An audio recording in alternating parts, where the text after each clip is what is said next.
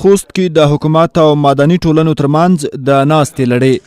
د خوست په ولایت مقام کې د خوست د بېلابېلو مدني ټولنو او نهادونو همداشان د حکومت چې په راس کې د ولایت والي او نور چارواکي و ناسته ترسره او پر بېلابېلو مسایلو خبرې اترې وشوې.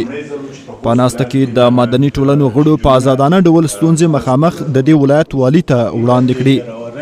تعلیمي اصول ټول ځای کې به تعلیم وکړي، درس وایي چې په دې ډرورۍ په ټولو اصولو پوه شي. اینه باید لیسنس ورکړي. ډرور په اډه کې مشکل لري، لمبار نه ورسره کېږي. یو میسون کې به د ملي امنیت نه، د قمندانۍ نه، د اطلاعات فرهنګ نه، د ولایت مقام نه یو نماینده موجود وي تر څو د دې څخه موږ نظارت وکړو.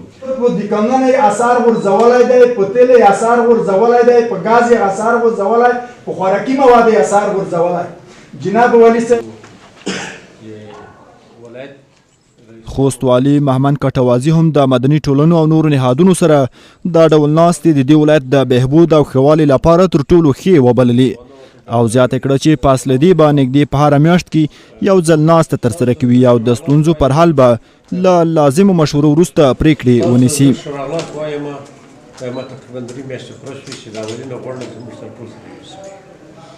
شوالی دا ده چې هر څه چې وي هغه په میدان سره ووایي، پکې دا اوس سره ووایي آزاد کې په ریاستونو کې په زموږ پروګرامونو کې نیمګړتیاوې موجودې دي.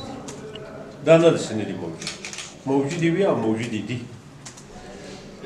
په خوست کې څه وکړو او څه کولی شو. زه تاسو داسې یو اطمینان درکوم چې زه خوست ته راغلی یم صرف د خوست ټولنې لپاره کار کوم.